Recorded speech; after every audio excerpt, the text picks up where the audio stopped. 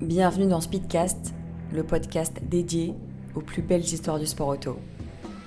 Je m'appelle Anna, je suis passionnée de sport automobile et j'ai décidé de vous raconter ma passion. Toutes les semaines, nous retracerons ensemble la carrière d'un pilote de légende ou le déroulé d'un événement marquant de l'histoire du sport automobile. Madrid, un matin d'hiver, dans une maison aux murs sobres, deux hommes terminent leur café. Le plus âgé, le regard perçant, porte en lui les marques d'une vie à frôler les arbres à pleine vitesse. L'autre, plus jeune, s'étire en silence. Dans quelques jours, il s'élancera à la conquête d'un nouveau Grand Prix de Formule 1 et son père, discret, sera dans l'ombre, comme toujours. Carlos Sainz, deux fois, deux destins, un même nom. L'un a défié les tempêtes de neige scandinaves, les dunes d'Abu Dhabi, les pistes empierrées d'Argentine. L'autre a conquis les paddocks de Formule 1 par le travail, la patience et l'intelligence. Deux hommes, deux époques, mais dans leurs veines le même sang et dans leurs regards le même feu. Cette histoire commence bien avant les projecteurs, bien avant Ferrari, bien avant Toyota. Elle commence dans une Espagne encore frileuse au sport mécanique, quand devenir pilote n'était ni un plan de carrière, ni un rêve d'enfant raisonnable. Il s'appelle Carlos Sainz Sedamor, né à Madrid en 1962, rien ne le prédestine à devenir pilote. Enfant, il joue au football, rêve de tennis, il excelle d'ailleurs dans la raquette et devient champion d'Espagne de squash. Mais dans le garage familial, quelque chose l'attire, le moteur, le métal, le danger. Il apprend à conduire tôt, trop tôt, et dès qu'il peut, il s'engage dans de modestes rallyes locaux. Carlos est méthodique, presque obsessionnel. Il n'est pas le plus doué, mais il est le plus discipliné. Ce trait fera sa légende. Il fait ses débuts en rallye en 1980, en roulant à bord de Seat Panda et de Renault R5 TS dans des championnats d'Espagne qu'il remportera. En 1987, il intègre l'équipe officielle Ford, où il deviendra champion d'Espagne des rallyes 2 années de suite, tout en commençant à participer à plusieurs manches du championnat du monde des rallyes. Puis il passe chez Toyota, au même moment où le constructeur japonais décide de prendre d'assaut le championnat du monde. C'est là qu'il décrochera ses premiers podiums en championnat du monde des rallyes, avec notamment une 2e place au rallye de Grande-Bretagne.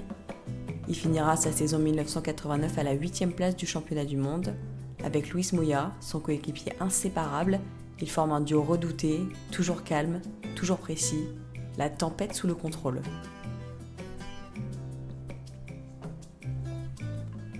En 1990, il devient champion du monde de rallye, premier espagnol à le faire, la presse l'appelle déjà El Matador. 2 ans plus tard, il récidive, champion du monde 1992. Mais l'histoire de Carlos Sainz, le père, n'est pas qu'une succession de titres. Elle est aussi faite de chutes, de frustrations. En 1998, en Grande-Bretagne, dernière manche du championnat, Sainz n'a qu'à rallier l'arrivée pour être titré une 3e fois. Il est à moins d'1 kilomètre de l'arrivée quand son moteur rend l'âme. Une pièce de rien du tout, un embrayage, sa Toyota s'arrête, Carlos sort, s'effondre sur le sol. Moya, son coéquipier, lance son casque contre la portière. Le titre s'envole. Mais Carlos ne s'arrête jamais, même passé 40 ans, il continue. Il continuera de gagner de nombreux rallyes jusqu'en 2004, en passant par de nombreux constructeurs comme Subaru, Ford, Citroën. Quand Carlos Sainz quitte progressivement le WRC, il ne raccroche pas les gants pour autant. Trop de feu, trop de rage maîtrisée, il veut encore rouler, encore apprendre.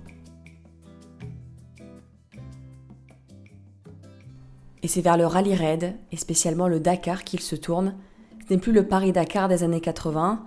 Depuis 2009, l'épreuve a été déplacée en Amérique du Sud, puis plus tard en Arabie Saoudite, mais l'esprit reste. Un défi mécanique, physique, humain. Un périple de 2 semaines dans l'enfer de la chaleur, de la navigation, des crevaisons imprévisibles et des pièges de sable. La première fois qu'il s'y aligne en 2006, on le regarde par curiosité. Il n'a jamais été copilote, jamais été navigateur. Il est un pilote de spécial chronométré, pas d'orientation en plein désert. On le croit perdu d'avance. Mais Carlos Sainz n'est pas comme les autres. Il apprend, il observe, il s'entraîne, il dissèque. Il devient ce que personne ne pensait possible, un stratège du désert. En 2010, il remporte son premier Dakar avec Volkswagen. C'est une surprise, presque un choc. À 47 ans, il devient le premier Espagnol à gagner le rallye raid le plus dur du monde. Puis en 2018, il récidive, cette fois-ci avec Peugeot. Le constructeur français revient en force et Carlos fait partie du projet d'usine. Il n'a plus rien à prouver, mais il roule avec la même intensité qu'un jeune champion. Il dompte les dunes péruviennes, affronte Peter Hansel, Alatia, Loeb, il les bat tous. Mais le plus incroyable reste à venir. 2020, Carlos a bientôt 58 ans. Il signe chez Mini, une structure allemande qui aligne un buggy au style minimaliste mais redoutable. Et contre toute attente, encore une fois, il s'impose, à cet âge, dans un sport si physique, avec un nouveau véhicule. Et pour finir, l'année dernière, en 2024, il récidive. Avec une Audi, cette fois, il remporte à nouveau le Dakar. 4 victoires, 4 constructeurs différents, Volkswagen, Peugeot, Mini et Audi. C'est plus qu'un palmarès, c'est une démonstration d'adaptabilité, de rigueur et d'obsession. Le surnom El Matador prend une nouvelle dimension. Ce n'est plus une image, c'est un fait, un homme capable d'abattre les épreuves, les styles, les époques, de résister au temps et de le vaincre. Carlos Sainz Senior, lui, redéfinit ce que veut dire être un pilote après 50 ans. Carlos Sainz Vázquez de Castro, né en 1994, il arrive au monde à l'ombre d'un monument encore en pleine activité. Pendant que son père lutte pour un 3e titre mondial en WRC, Carlos Jr. fait ses premiers pas dans un environnement où la rigueur, la performance et l'endurance ne sont pas des options, mais les bases. L'Espagne a changé, l'automobile aussi. Le jeune Carlos ne rêve pas de spécial dans les forêts de Finlande, mais d'asphalte, de vitesse pure, de Formule 1. C'est une autre planète, mais son père le soutient. Dès l'enfance, Carlos Sainz Jr. montre de la discipline, le même regard concentré que son père, une analyse froide, peu d'éclat, peu de caprice. Ce n'est pas un génie pur comme Verstappen, mais c'est un bosseur et il va le prouver.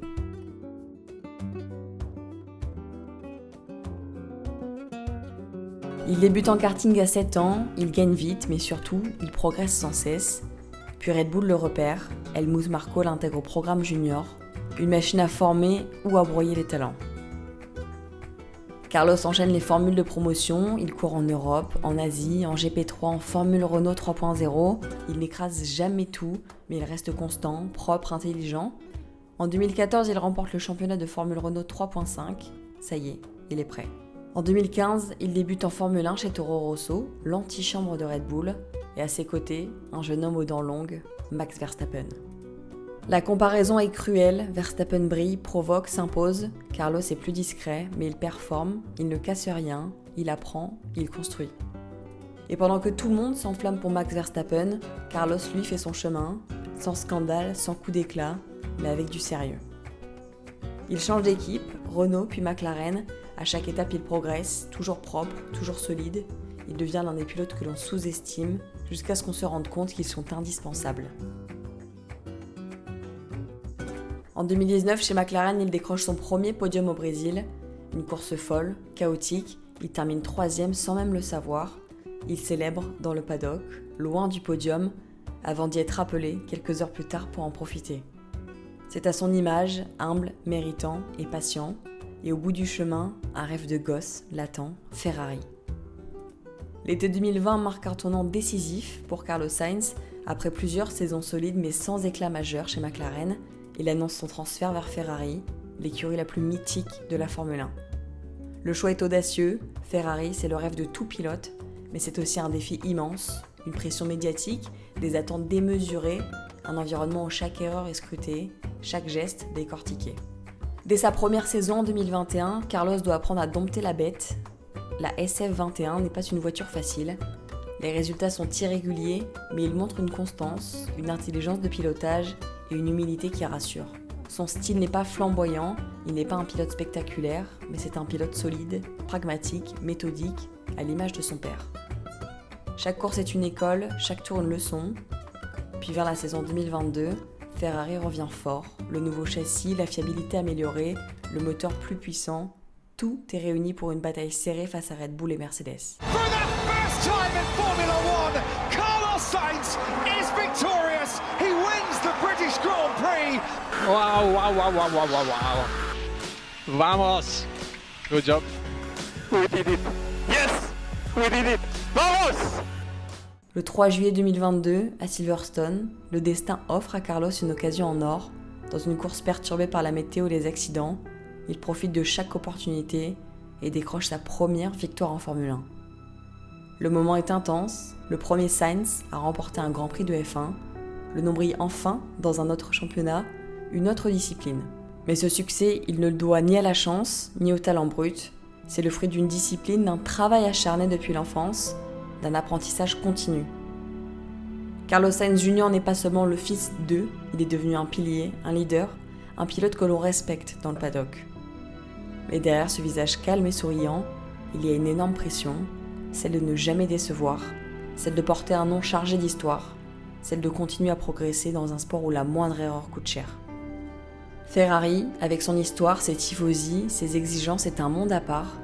Carlos Sainz y évolue, gagne en maturité et construit patiemment sa légende.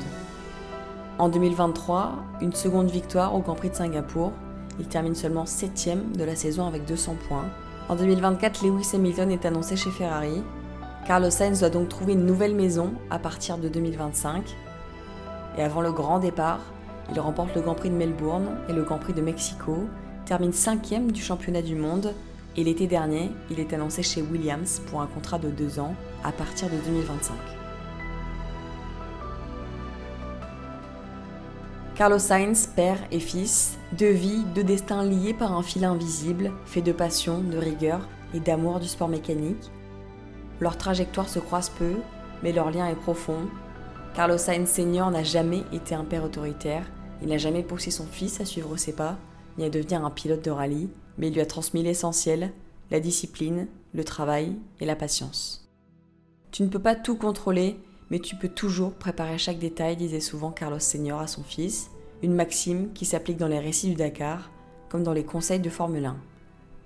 De son côté, Carlos Jr. a toujours respecté cet héritage, tout en forgeant sa propre voie. Il a choisi l'asphalte, la vitesse pure, l'arène des circuits mondiaux. Et pourtant, la philosophie reste la même, ne jamais renoncer, toujours progresser et toujours apprendre de ses erreurs. Leur relation est faite de silence, d'échanges discrets, de regards qui en disent long. Sur la grille de départ, Carlos Jr. sait que son père est là dans l'ombre, comme un repère, un socle solide. Pendant les nuits du Dakar, Carlos Senior pense à son fils, imaginant ses courses, ses batailles, ses victoires. Leur carrière avance, différente et parallèle, mais elles se nourrissent mutuellement. Un jour, Carlos Jr. confie dans une interview « Mon père est mon plus grand modèle, pas pour ce qu'il a gagné, mais pour la façon dont il l'a fait. » Un héritage en mouvement, une famille où le feu ne s'éteint jamais. Alors que Carlos Sainz Senior savoure une demi-retraite méritée, riche de ses exploits au Dakar, son regard ne quitte jamais l'horizon. Il suit de près la carrière de son fils, parfois comme un mentor, parfois comme un spectateur fier. Et il s'apprête peut-être à relever un nouveau défi dans quelques temps, à la présidence de la Fédération internationale de l'automobile. Carlos Jr., après une phase difficile, essaie de trouver désormais la stabilité chez Williams, avec une voiture qui évolue positivement et qui pourra peut-être, à terme, lui permettre de jouer dans les points. Dans ce grand cirque de la Formule 1, où les règlements changent, où la technologie évolue à une vitesse folle, Carlos Jr. doit continuer de s'adapter, de progresser et de ne rien lâcher. De son côté, Carlos Senior transmet son expérience de la compétition à long terme, sa capacité à gérer la pression. Leur dialogue est aussi physique que personnel, fait de conseils de gestion de stress, de préparation physique, d'approche mentale. C'est surtout une relation père-fils unique qui donne à cette histoire toute sa profondeur. Quelle surprise réserve l'avenir ? Un titre mondial en Formule 1 pour Carlos Jr. un jour, une nouvelle victoire en rallye raid pour Carlos Senior, peut-être. Une chose est sûre, la famille Sainz continue d'écrire son histoire, à toute vitesse, avec passion, exigence et fierté.